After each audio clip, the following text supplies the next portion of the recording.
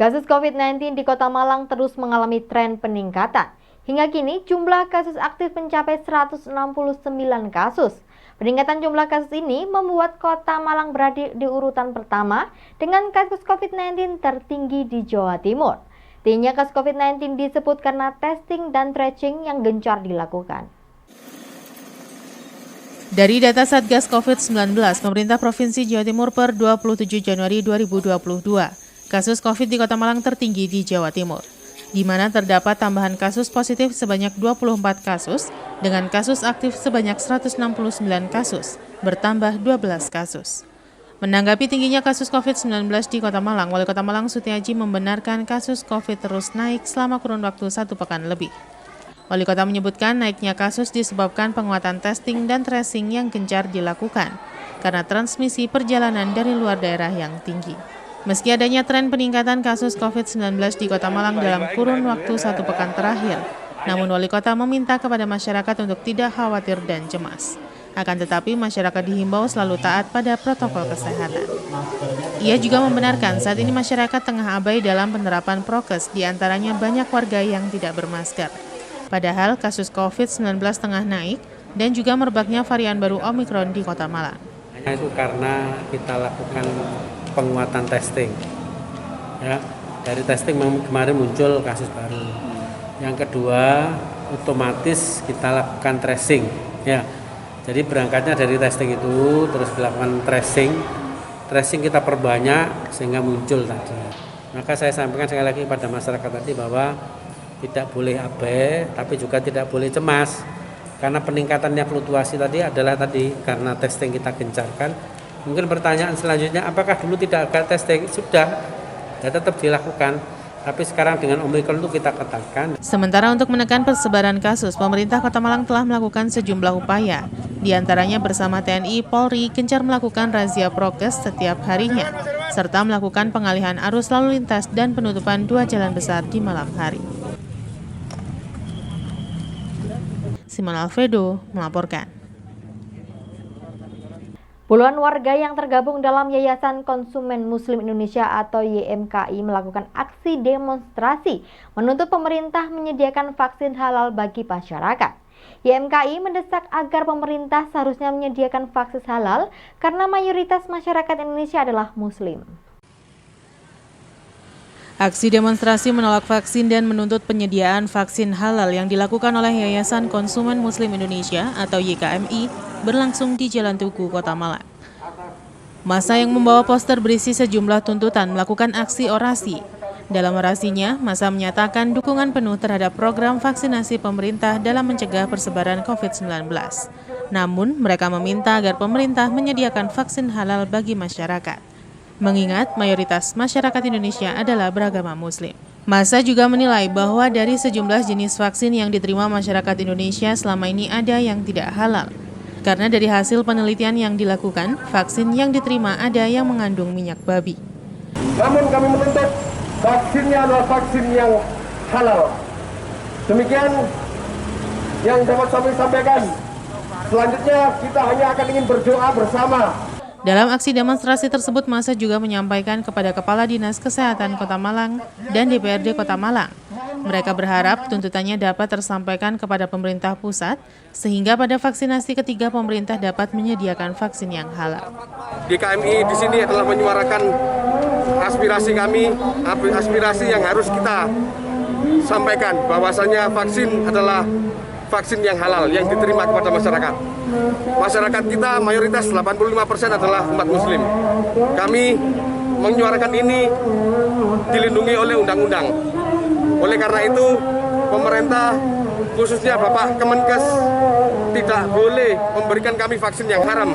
Ada indikasi tidak halal. Nanti kajian saya berikan. Tadi apa indikasinya, Pak? Indikasinya mengandung indikasi babi. Ujinya sudah ada kajian kami dilakukan di Jakarta. Sementara pada aksi demo ini, massa aksi juga melakukan pembagian masker kepada pengguna jalan. Bagi-bagi masker ini sebagai bentuk dukungan terhadap pemerintah dalam upaya pencegahan COVID-19. Simon Alfredo melaporkan. Akibat berkurangnya pembeli dan kondisi pasar cenderung sepi, berdampak pada turunnya sebagian besar harga sayuran di Pasar Mantung Pujon, Kabupaten Malang. Kondisi cuaca dan cenderung membaik berdampak pada melimpahnya pasokan sayur di tingkat petani. Beginilah yang terlihat di Pasar Sayur Mantung Pujon, Kabupaten Malang. Akibat cukup melimpahnya pasokan sayur di tingkat petani, berdampak pada turunnya harga sebagian besar sayuran sudah sejak beberapa minggu yang lalu.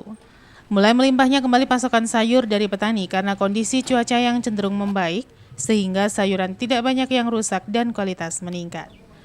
Turunnya harga sayuran dirasakan oleh para petani karena biaya pemeliharaan yang semakin besar pada musim penghujan, sehingga tidak jarang modal tidak kembali ketika harga panen anjlok atau tanaman rusak. Menurut salah seorang pelaku pasar menjelaskan, saat ini sudah jarang sayuran didatangkan dari luar karena melimpahnya pasokan sayur di tingkat lokal, dan harga bisa kembali naik apabila stok mulai terbatas kembali. Di lokasi terlihat para pedagang mulai beraktivitas di Pasar Mantung sejak pukul 6 pagi, dan diperkirakan harga bisa kembali naik apabila stok semakin berkurang dan tidak banyak sayuran yang didatangkan dari luar kota maupun luar provinsi. Gimana untuk harga sayuran saat ini menjelang Imlek ini seperti apa? Semua sama turun semua, Pak. Semua turun? Semua turun. Sejak berapa hari yang lalu nih, Pak? Ya kira-kira sudah sekitar 1 minggu sekarang. 1 minggu. Pak, kenapa Pak turunnya Pak kira-kira? Ya pasarnya agak sepi, stoknya banyak. Jual kemana aja nih? Ya ke Kediri, ke Tulungagung, ke Babat. Ya. Iwan Hikmawan melaporkan. Terima kasih Anda masih bersama kami dalam Info 7 Malang Raya. Akibat kotor dan penuh coretan, banyak rambu menjadi tidak berfungsi optimal di wilayah Pujon sampai Kasembon. Rambu tidak jelas terlihat karena cat sudah melupas dimakan waktu dan juga akibat ulah orang tidak bertanggung jawab mengotori rambu dengan cat semprot. Beginilah yang terlihat di sepanjang Jalan Raya Pujon sampai dengan Kasembon, Kabupaten Malang. Kondisi jalan yang tidak pernah sepi kendaraan karena merupakan jalan penghubung antar kota antar provinsi di Jawa Timur. Namun sayang masih banyak rambu penunjuk arah yang sudah dalam kondisi rusak akibat dimakan waktu maupun kotor akibat ulah orang yang tidak bertanggung jawab mengotori rambu dengan tulisan cat semprot. Akibatnya fungsi rambu menjadi tidak maksimal, khususnya karena rambu menjadi kurang jelas terlihat, terutama pada malam hari, padahal kondisi jalan banyak terdapat tikungan. Menurut salah seorang sopir jurusan Batu Ngantang mengungkapkan keprihatinannya dengan kondisi rambu yang sudah rusak dan kotor sehingga kurang maksimal terlihat oleh pengguna jalan dan berharap pada perbaikan. Di lokasi terlihat hampir sebagian besar rambu sudah dicoret-coret dengan menggunakan cat semprot dan sisanya tidak jelas akibat dimakan waktu. Sekalipun sudah cukup banyak pula rambu baru dipasang oleh Dishub Provinsi Jawa Timur. Banyak pihak berharap kesadaran warga masyarakat untuk berpartisipasi menjaga dan memelihara rambu untuk kepentingan bersama. Ya agak dikit Mengganggu, Pak? mengganggu, Hah? tidak kelihatan. Masih belum ada perbaikan juga rambu itu, Pak? Belum. Belum, Pak. Pak, harapan sebagai sopir Pak gimana, Pak? Terhadap rambu-rambu yang sudah rusak itu, Pak? Ya segera diperbaiki lah.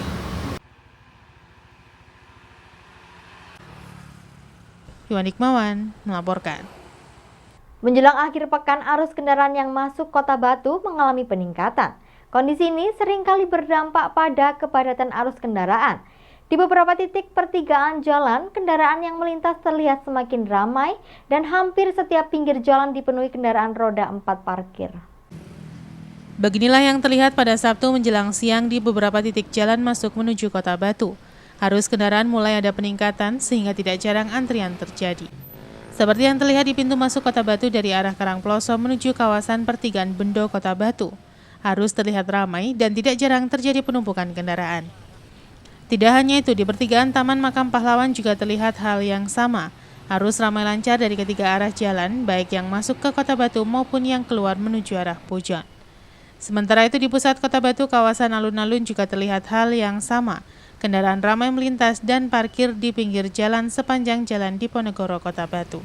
Menurut salah seorang juru parkir menjelaskan, pada Sabtu dan Minggu saat ini dipastikan arus kendaraan terjadi peningkatan dan bahkan bus-bus pariwisata sudah ramai melintas mulai pagi sampai sore, walaupun masih belum seramai sebelum pandemi.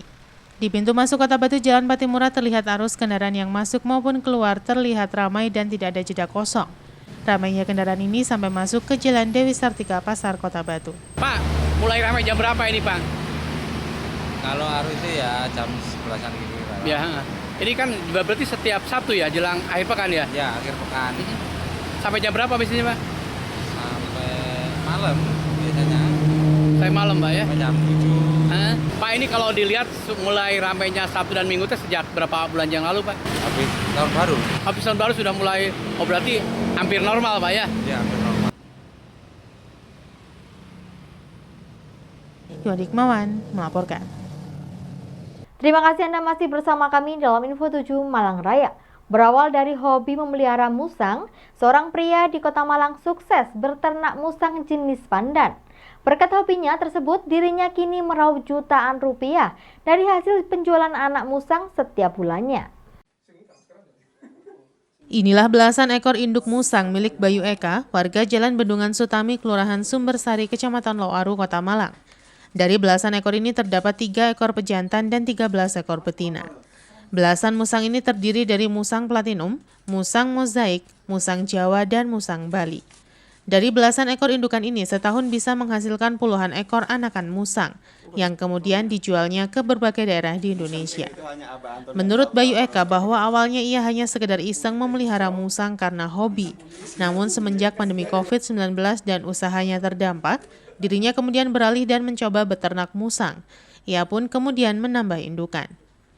Dari hasil beternak musang ini ternyata memberikan berkah baginya, di mana dari belasan indukan yakni platinum, mozaik, musang Jawa, dan musang Bali dikawinkan secara silang dan hasilnya lumayan bagus. Untuk 1 ekor induk musang sekali beranak bisa mencapai 3 hingga 4 ekor anakan. Ia pun kemudian menjual anakan musang melalui media sosial. Untuk 1 ekor anakan musang biasanya dijual dengan harga 500.000 hingga jutaan rupiah, tergantung jenis warna. Dalam sebulan dirinya bisa menjual hingga 10 ekor anakan musang. Bayu mengatakan untuk beternak musang sendiri tidak butuh perawatan ekstra, hanya memperhatikan kebersihan kandang, makan, dan menjaga kesehatannya. Sedangkan untuk pangsa pasar sendiri, dirinya melayani permintaan dari beberapa daerah di Pulau Jawa dan Bali. Dan musang yang paling banyak dicari yakni musang mozaik, karena memiliki corak warna yang unik dan bermata biru. Musang sebenarnya kalau bilang susah ya nggak susah sih, sama aja kayak budaya yang lain tuh. Cuma kita terfokus pada pakannya, kebersihannya, seperti itu.